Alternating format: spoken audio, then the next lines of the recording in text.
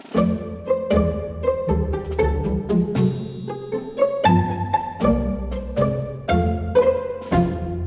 everyone and welcome back to Caitlin's Corner. I am thrilled for today's video because we are talking all things books. I've got some self-care books, I've got some business books. I think there's a good variety of books to talk about, so let's get talking and get to book number one. The first book I have to share is Crushing It by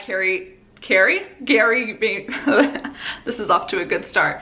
Crushing It by Gary Vaynerchuk. It is how great entrepreneurs build their business and influence, and how you can too. Ooh la la. If you're new here, you may not know that I am a huge Gary Vee fan. I discovered him in first year of university and highly recommend checking out his YouTube channel if you need some real intense dosages of motivation, because that's how I feel when I watch his videos. Very intense motivation vibes. He's also written a few books, one of which was Crush It, which was a book that's focused on the importance of building a personal brand, and this is a follow-up book that shares success stories from people who read the first book and used the advice he gave to create successful businesses. And he also goes through each social media platform, the major ones, Instagram, Snapchat, Facebook, Twitter, Musical.ly, I think that's Google Play, and gives some practical tips and advice for someone like me who's in the social space, who's trying to build a personal brand and grow the YouTube channel you're watching this video on. This is a really practical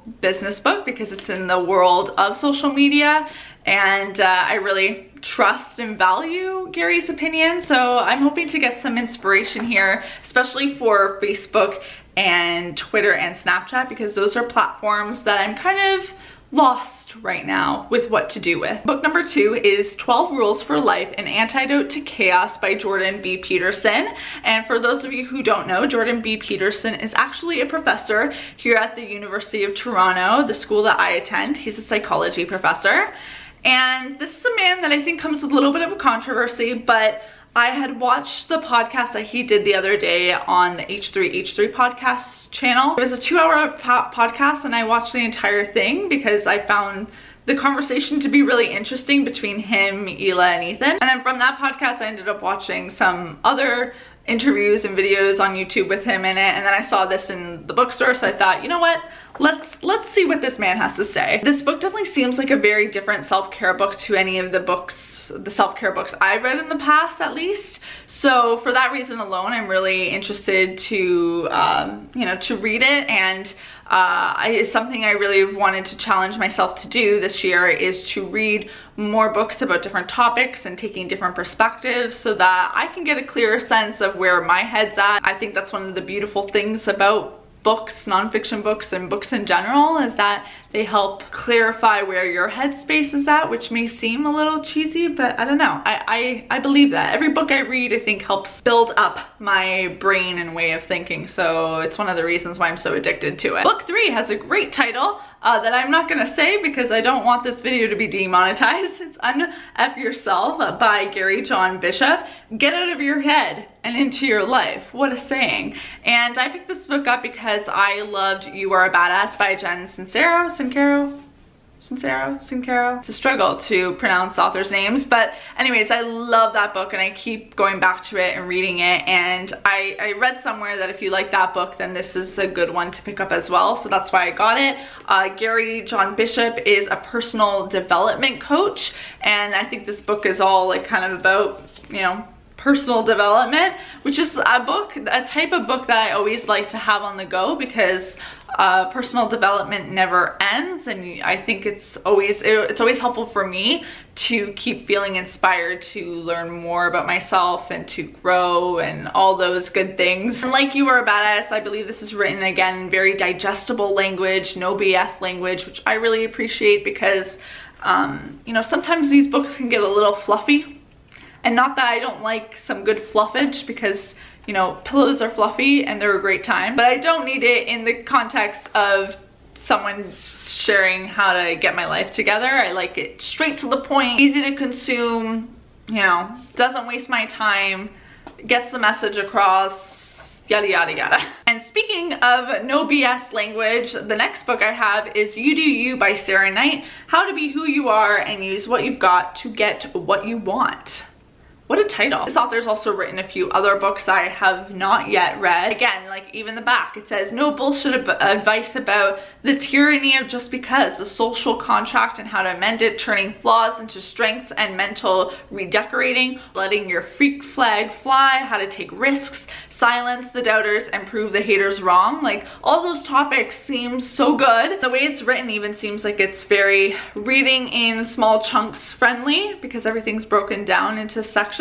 Should be a fun time. Another self-care book that's on my reading list is Outliers, The Story of Success by Malcolm Gladwell. And can I just say, this book is very pleasing to the eye. You've got the all white. It's very aesthetically pleasing, as everybody on the internet says. The spine is white, but then bam, there's a nice little surprise here, color. Does that make no one else happy but me? I just find that really fun. What? I was intrigued to get this book, obviously, because it's a national bestseller. I feel like it's a classic self-help book. But it also, the focus of this book is actually talking about, in the back here, it actually says, the blueprint for making the most of human potential. And looking at successful people, not in terms of like what traits they have that set them apart from everyone else, but their whole environment and world and how we can kind of create that for ourselves. I think that's kind of the approach this book takes. And this author also wrote David and Goliath, which I know is another one that's a popular self-care book. So I need to pick that one up. I think my mom has it. Mom, do you have David and Goliath by Malcolm Gladwell? And can you let me know if we have it so I don't have to buy it? Like, that's so fun. Why am I still harping on the cover? We gotta set my standards of excitement a little bit lower, or a little bit higher, because this is too amusing to me right now. Book number 6 is a business book, The Lean Startup by Eric Ries. She said, hopefully that's his name and not Rice. No, it's definitely Ries. I have a feeling every comment is gonna say, no, Caitlin, you're wrong. I spend a lot of time at Chapters Indigo, and I see this book mostly every time that I'm there, and I only picked it up once one of my professors was like, no, you need to read this. And the gist of it is that the Lean Startup offers entrepreneurs and companies of all sizes a way to test their vision continuously, to adapt and adjust their business before it's too late. Really like the stress it seems like this book is gonna put on the importance of adapting and assessing, you know, what works, what doesn't work, and continuously changing your strategy, because that is something that I do here on YouTube all the time. I always have to be thinking about what content is being best received by you guys and what content isn't, and kind of figuring out what videos I'm going to create in the future based on that. But I also need to think of, you know, ways to be different and innovate, and all these things have to or get factored into decisions on what videos I'm putting out. And the last book I have to share with you today that's on my reading list is Originals by Adam Grant,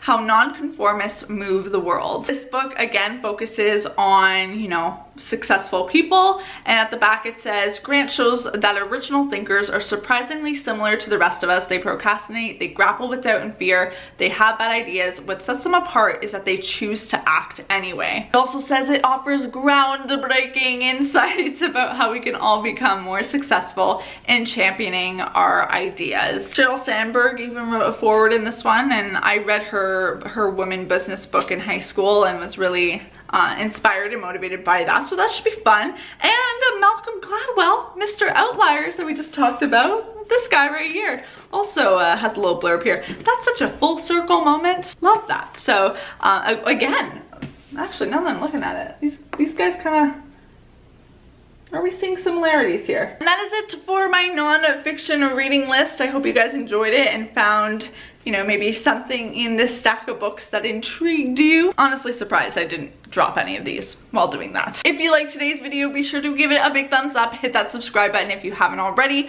I'd love to hear in the comments below any non-fiction book recommendations you have for me, and whether or not you'd want to see a similar video to this but for fiction books. I think that's it, so I will see you all very soon with a new video, and until then, bye guys. But do you really know about trust? It could hurt my love, y'all, but you really got the choice but have some. We all fall down, never getting used to feel numb.